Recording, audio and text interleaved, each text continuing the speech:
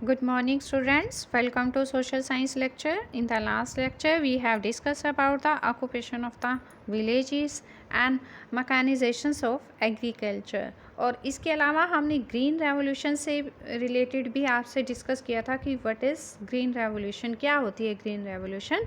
तो आज today we will discuss about Operation Flood White Revolution, कि वाइट रेवोल्यूशन क्या होता है। वाइट क्या होता है? दूध यानी कि सफ़ेद। रेवोल्यूशन मीन्स क्रांति यानी कि श्वेत क्रांति क्या थी, किससे रिलेटेड थी? मिल्क से।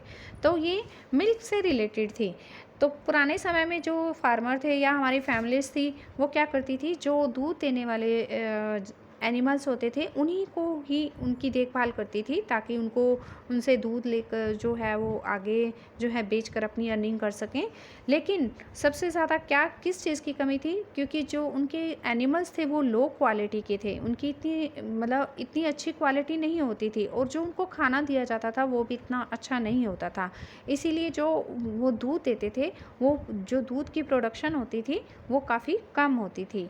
इसीलिए दूध कम होता था तो उसकी सप्लाई भी कम होती थी, पुअर सप्लाई होती थी। यानी कि जहाँ पर scarcity of milk in the both rural and urban area, चाहे वो रूरल था चाहे वो अर्बन एरिया, जहाँ पर दूध की कमी होती थी वहाँ पर दूध नहीं पहुँच पाता था। फिर क्या हुआ कि जो एक डॉक्टर वर्गीस कुरियन थे, जिनको कहा जाता है फादर वाइट रेवोल्यूशन और ऑपरेशन फ्लड का फादर कहा जाता है। क्यों कहा जाता है? क्योंकि उन्होंने एक डेयरी फार्मिंग शुरू की थी। वो गुजरात के थे और एक आनंद गांव के थे, गुजरात से में है एक गांव, तो वो वहाँ से रिलेटेड थे।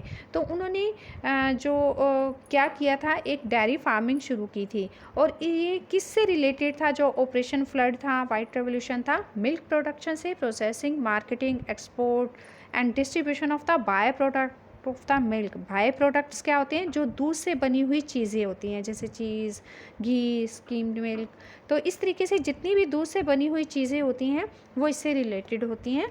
तो वो इसी से रिलेटेड था।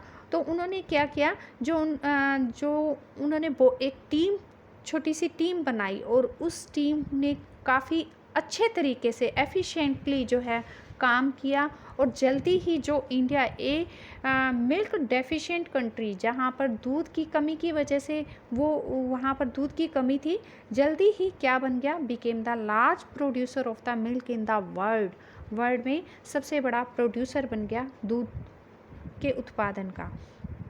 तो कैसे बना? जो डॉक्टर कुरियन थे उन्होंने एक ग्रिड तैयार की। ग्रिड का मतलब कि एक बहुत बड़ा जाल बिछाया जिसमें सारे मिल्क प्रोड्यूसर थे, कंज्यूमर थे, 700 टाउन की जो सिटीज़ थी उनको आपस में लिंक करके उनको आपस में जोड़ा, ताकि जहाँ भी दूध की कमी है वहाँ दूध आसानी से पहुँच सके। इससे जो है सीजनल और रीजनल जो प्राइस था वो भी कम हो गया। सीजनल जैसे गर्मियाँ आती हैं तो दूध के प्राइस काफ़ी इंक्रीज़ हो जाते हैं, तो रीजनल जहाँ पर दूध की कमी होती है वहाँ पर दूध के प्राइस काफ़ी हाई होते हैं। तो इससे रिलेटेड था, वहाँ पर प्राइस भी काफ़ी कम हुए। तो इस तरीके से जो कोऑपरेटिव्स थे उनको रिस्पॉन्सिबिलिटी दी गई कि उन्होंने कलेक्ट कैसे करना है, कैसे सप्लाई करनी है, कैसे जो मिल्क प्रोडक्ट हैं वो कैसे जो हैं तैयार करके आगे पहुँचाने हैं। तो इस तरीके से इससे वो अकेले इस टीम में अकेले नहीं थे, तो उनसे बहुत सारे उनके साथ प्रोफेशनल्स और नॉन प्रोफेशनल्स लोग थे वो भी जुड़े थे। तो अब आपको पहले ये पता होना चाहिए what is the difference between professional and non professional. Professional जिसमें एक प्रॉपर आपको जो है डिग्री दी जाती है वो होते हैं प्रोफेशनल। नॉन प्रोफेशनल्स में जिनके लिए प्रॉपर कोई डिग्री नहीं होती लेकिन उनको ट्रेनिंग ज़रूर दी जाती है। तो इस तरीके से जैसे कि वेटरीटेरियंस हो गई, जैसे जो कि एनिमल्स के डॉक्टर्स होते हैं उनको कहा जाता है साइंटिस्ट हो गई, इस तरीके से। और नॉन प्रोफेशनल में कौन कौन आते हैं? जैसे फार्मर्स हो गए, ट्रक ड्राइवर्स हो गए। तो इस तरीके से इनको सारों को इन्वॉल्व किया गया इनकी सर्विस को, तब जाकर जो है एक टीम के तहत जो है एक टीम बनाई गई और फिर ये इसको हमारा जो इंडिया है वो एक वाइट रेवोल्यूशन जो है यहाँ पर आई। तो डू यू नो पे आ जाइए। The white revolution is the achievement of the Kaira district Gujarat milk producer and the cooperative union which owns the operate the Amul. आप सब लोग अमूल की चॉकलेट भी खाते हैं, अमूल का दूध भी पीते हैं, आप इसकी ऐड भी देखते हैं। तो what is the meaning of Amul? Amul का मीनिंग होता है मीनिंग प्राइसलेस, यानी कि कम कीमत। जो है आपको वहाँ पर जितनी उनकी लागत होती है उतनी ही लेते हैं, उससे ज़्यादा वो नहीं ले जाते। तो इस तरीके से सब लोगों तक ये दूध जो है पहुँचाया गया। नेक्स्ट आ जाइए चेंज इन ऑक्यूपेशंस, कि कैसे चेंजेस आए हमारे काम करने में, कैसे चेंज आया। आपको पता है कि जैसे जैसे हमारी साइंस और टेक्नोलॉजी ने जैसे जैसे डेवलपमेंट किए, तो हमारे ऑक्यूपेशंस में भी काफ़ी सारे चेंज आए। पहले राजा होते थे, राजा लोग काम देते थे, लेकिन अब राजा के जो दरबान थे वो गार्ड में चेंज हो गए, क्लर्क है, मैसन्स है, टेलर्स हैं। तो इस तरीके से अलग अलग काम जो है, नए नए काम भी बन गए। तो जो फार्मर थे वो क्या करते थे, ग्रेन्स हैं, वेजिटेबल्स, फ्रूट्स जो हैं वहाँ तक पहुँचाते थे। King had many other peoples to help in the administration and the maintenance of law. तो जो पहले राजा के जो लोग एडमिनिस्ट्रेशन में हेल्प करते थे या उनके जो लॉ होते थे, उनके कानून थे, उनको बनाते थे। तो अब जो है अलग अलग जो है विभाग, अलग अलग फील्ड में अलग अलग जो है लोग काम करते हैं। तो अब हमारा सिनेरियो जो है बिल्कुल चेंज हो चुका है।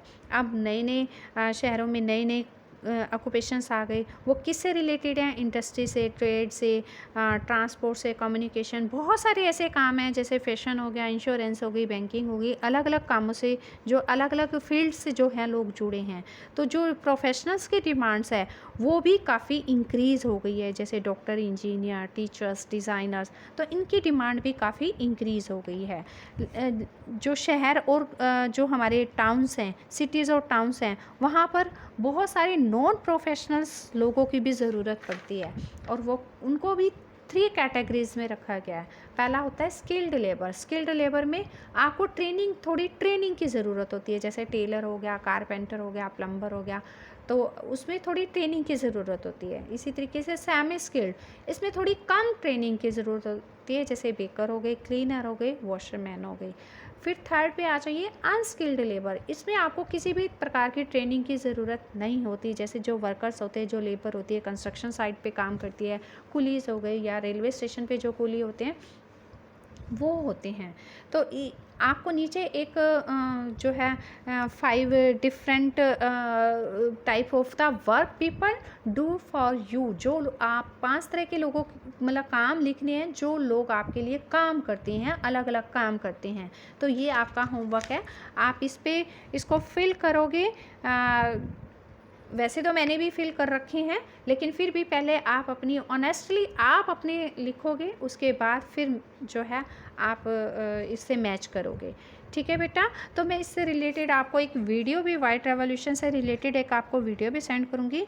आप उसको अच्छे से देखना ताकि आपको और अच्छे से समझ आए। थैंक यू बेटा।